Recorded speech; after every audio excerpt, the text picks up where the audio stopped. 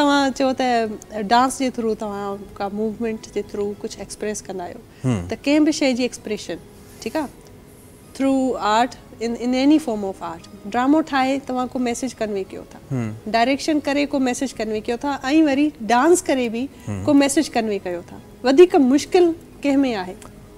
message के convey करण जो वधीक मुश्किल वारो जेको प्लेटफॉर्म आहे उहो डांस आहे एक्टिंग आहे कि डायरेक्शन आहे ऑफ कोर्स एक्टिंग में त तव्हां तमामु आसानी सां अल्फाज़ में लफ़्ज़नि में उहे ॻाल्हियूं चई था सघो ठीकु आहे हाणे हिकिड़ी ॻाल्हि ॾाढी इंट्रस्टिंग आहे आर्ट जे हवाले सां या फ़न जे हवाले सां उहा इहा त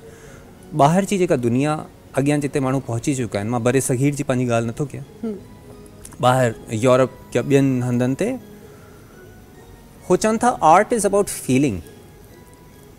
ठीकु आहे हाणे थिएटर में अगरि तव्हां अचो था ऐं थिएटर तव्हां अॼुकल्ह माण्हुनि जी ॾाढी शिकायत हूंदी आहे कॾहिं कॾहिं असांजे पंहिंजनि माण्हुनि जी पंहिंजी ॾाढी शिकायत हूंदी आहे त यार सम्झ में न आयो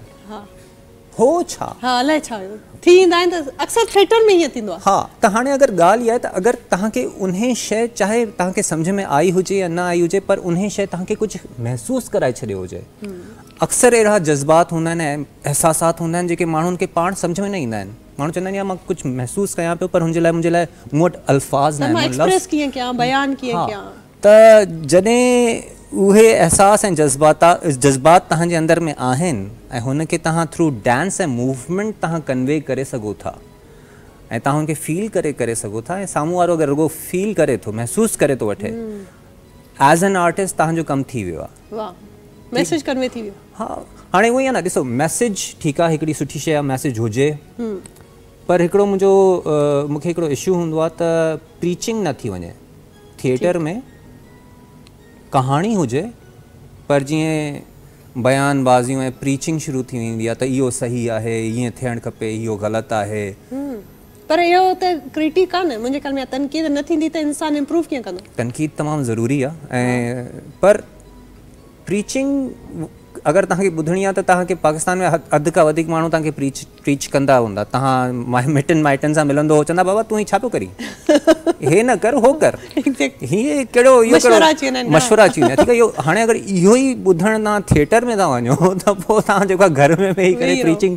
या किथे ॿिए ॿुधी वठो so it's the art of story telling हाणे स्टोरी टेलिंग में कहिड़ी शइ तव्हांखे वणे थी एज़ एन ऑडियंस ऐं एज़ एन एक्टर या डायरेक्टर या डांसर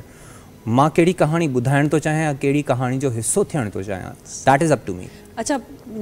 मोस्टली कंहिंजो कमु ॾिसंदा आहियो कंहिंजे कम मां इंस्पायर थींदा आहियो त जॾहिं बि एक्टिंग कयो या डांसिंग जे ज़ाहिर आहे तव्हां कंहिंखे ॾिसी करे इंस्पायर थींदा आहियो कंहिंजी डांस कंहिंजो कमु तव्हांखे वणंदो आहे ऐं वजह छा आहे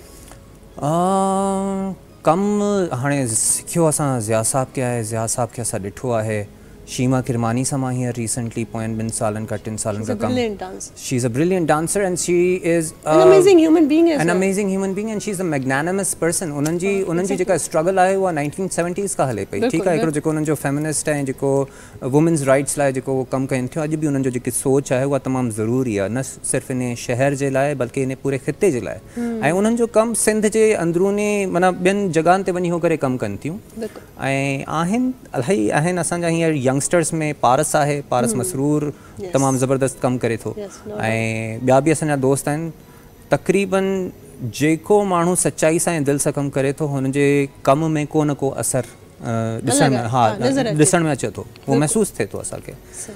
त हा उहे कंहिंजो कमु न वणंदो आहे भला कंहिंखे का सलाह ॾियणु चाहींदो हाणे असां हिननि सलाहनि ते पिया ज़िक्र कयूं सलाह हाणे छा माना बसि पंहिंजो कमु सचाई सां कयो ॿियनि जी टंग न छिको